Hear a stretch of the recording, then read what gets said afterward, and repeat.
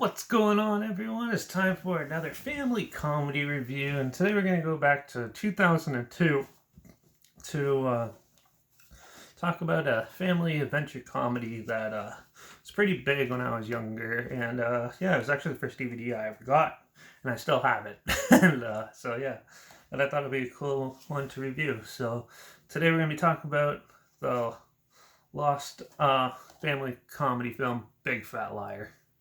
It was released by Universal February 8th, 2002. It stars Frankie Muniz and Amanda Bynes, who doesn't work anymore, and Paul Giamatti as well. It was produced by Mike Tolan and Brian Robbins, and written by Dan Schneider and directed by Sean Levy, who's also did like his latest films are like Free Guy.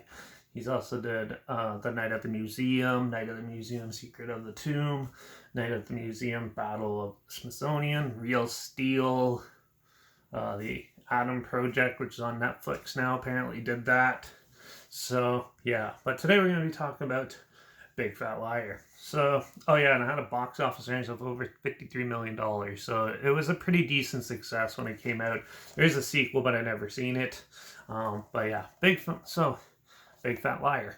Well, Frankie Muniz plays a character of your typical high school kid who always lies to get things out. Like, he's always lying to his parents and then lies to his teacher about doing a piece of work, doing some work and stuff. So he's given one more chance to do the assignment. So he does it, writes out this epic story, and then called Big Fat Liar. Goes, but then he almost gets hit by a limo, which has Marty Wolf, a big famous film producer who is down on his luck, hasn't had very many hits, and he ends up giving Frank Muniz's guy character a ride to the school so he could submit it, but then he accidentally leaves the paper down on the floorboards of the limo, and yeah, so. But then, while he's at school and he realizes he doesn't have the paper, he gets sent to summer school to repeat like the class again. And then amidst this time, he's frustrated and doesn't know what to do. And him and Amanda Bynes' character goes and yeah, him and his friend go to the theater to see a movie, and they see a trailer for Big Fat Lie, which is the story he wrote, and he gets hell-bent on hunting down the producer and Marty Wolf and get him to tell his dad that he was the one who stole it, because no one believes him at this point. So he flies to LA with his friend, and they bullshit their way into like the studio, and it just snowballs from there. It's just one event after another. It's so much fun. There's a lot of like childish jokes in this film, but they still do a purpose into the story. It is a fun time. This has been a long time since I've seen this, and it was so much fun revisiting it.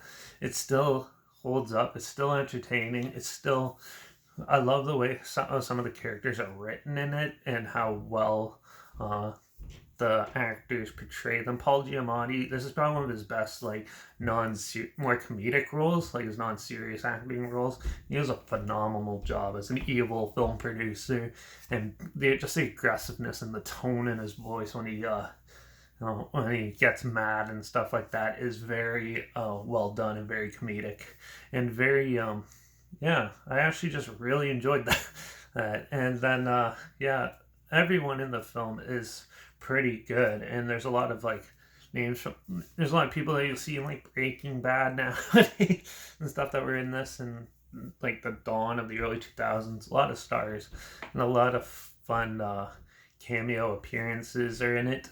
The story is just a fun little story. There's a lot of slapstick, childish humor in it, but they had to do some of that for families. But I don't think that drags down the movie at all. I think it does. It gets super loud. Obviously, none of this would actually happen, but it's just like a huge fantasy dream come to life, and it's still a fun, amusing family adventure comedy, I'd call it, and very well thought out and well executed. There's not much really to complain about. Some of the side characters can be a little stupid at times, but I think they're purposely made for that to fit the mold of what they're going for. And there is some cheesy elements to it that probably didn't really need to be in there, but was used to pad it down a bit. But overall, for the most part, this film is still very entertaining and very enjoyable for everyone around. Like, I'm 30 now, so, and I enjoyed it still.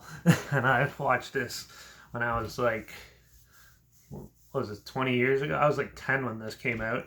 And I was still loving it then. I love it for different purposes now, but everyone was still it was just well put together, and I think people just with time forgot about it, and it should definitely have its own cult revival.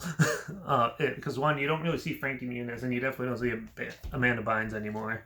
It's always good revisiting their old films, because that was a big crucial part of like the early 2000s and stuff, was those two, and a lot of it, and a lot of it gets trashed on nowadays, but this one is definitely a fun, entertaining film for everyone. So definitely check it out if you haven't seen it. I'm going to give this film I don't feel like it's definitely not going to get a perfect rating, but it's going to get I think a 4.5 would work perfectly for this type of movie.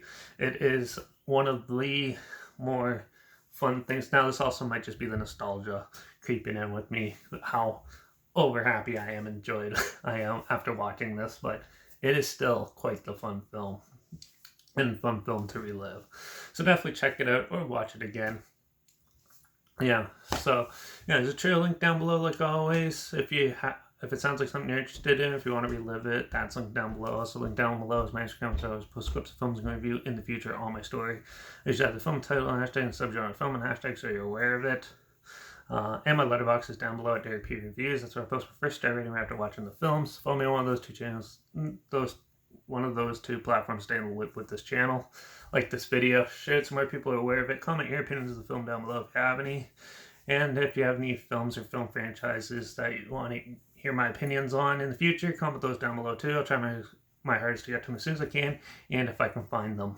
And I'll review any genre. So don't feel bad if it's like a rom-com. I've actually reviewed a couple of those. So yeah, just depends on what I am thinking to review. But yeah, so comment those down below, and make sure you subscribe, so we find something weird, obscure, and odd, somewhat like this, that you probably never thought of checking out together, or so you hear my opinions on popular films at the time.